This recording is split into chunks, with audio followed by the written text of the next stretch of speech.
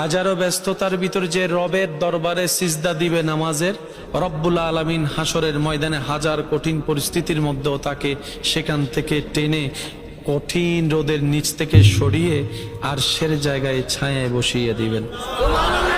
শুধু নামাজ শুধু পরকালীন মুক্তি নয়, মনে রাখবেন নামাজ দুনিয়ার হাজার উপকার নামাজের মধ্যে আছে। শারীরিক উপকার নামাজে আছে। নামাজ পড়লে রিজিকে বরকত হয়, নামাজ পড়লে নিয়ামত বাড়ে, নামাজ পড়লে ইজ্জত বাড়ে, নামাজ পড়লে শারীরিক সুস্থতা বাড়ে, নামাজ পড়লে মনোযোগ ভালো হয়, নামাজ পড়লে জবান পবিত্র হয়। নামাজ যদি মন থেকে পড়তে পারি, আল্লাহ দয়া করলে একদিন এই নামাজও আমাদের জন্য রহমতের ছায়ায় থাকার, বসবাস করার জীবন হয়ে যাবে। আল্লাহ তাআলা নামাজের মাধ্যমে, ইবাদতের মাধ্যমে আল্লাহর রহমতের নৈকট্য হাসিল করার আমাদের সবাইকে তৌফিক দান করুক। একজন হাড়ের ডাক্তার, বিশ্বব্যাপী যার গ্রহণযোগ্যতা, উনি বলে মুসলমানদের নামাজের রুকুতে এবং সিজদাতে এমন পজিশন সৃষ্টিকর্তা দান করেছেন, কোন মুসলমান যদি ডেলি 5 বার পারফেক্টলি ভাবে রুকু এবং সিজদা করে, তার শরীরের মধ্যে, জয়েন্টের মধ্যে যে পেইনগুলো আছে, ধীরে ধীরে সে পেইনগুলো কমতে থাকবে, হাড্ডির মধ্যে ক্যালসিয়াম বাড়তে থাকবে। বলেন সুবহানাল্লাহ। উনি ওনার গবেষণাকে সামনে রেখে বলছেন, মুসলমানরা যদি ঠিক মতো 5 টাইমে 5 বার অজু বানায়, 5 টাইমে যদি 5 বার ভালোভাবে অজু বানায় যদি তারা নামাজ পড়ে, এই অজুর মাধ্যমে তাদের শরীরে যে চেহারায় পানি যাওয়া, হাতে পানি যাওয়া, মুখে কুলি করা, নাকে পানি দেওয়া, এই সমস্ত প্রত্যেকটা কার্যক্রমের সাথে মানবের শরীরের সুস্থতার সাথে বড় একটা গভীর সম্পর্ক আছে। সুবহানাল্লাহ। বলছেন যে মুসলমানরা যখন সিজদায় যায়, একটু খেয়াল করব, আল্লাহ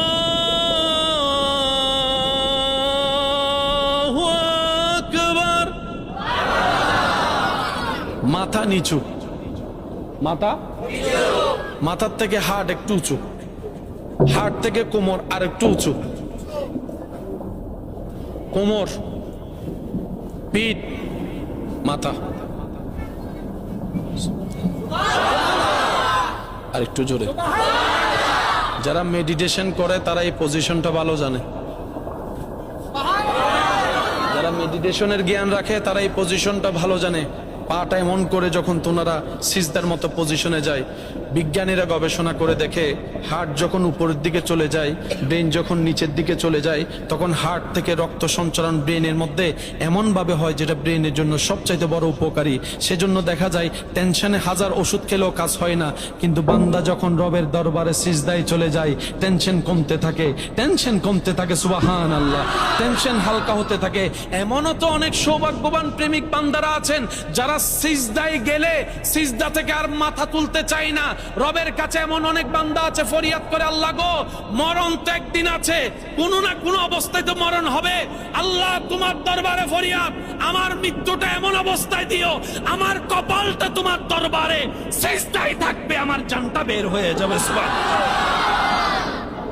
এমনও আসে, জোরে বলেন আছে না নাই? আর একটু জোরে বলেন আছে না নাই? নামাজের মধ্যে উপকার, রুকুর মধ্যে উপকার, সিজদার মধ্যে উপকার। তবে উপকার পাওয়ার জন্য কিছু সিস্টেম মানতে হবে, কি হবে না? 5G গতিতে নামাজ পড়া যাবে না। আমরা যখনই রুকু করব, সিজদা করব, তাসবিহ তাড়াতাড়ি পড়ব, আদব দিয়ে, ভদ্রতা দিয়ে, প্রেম দিয়ে পড়ব। প্রত্যেকটা তাসবিহর মাঝখানে একটু গ্যাপ রাখবো।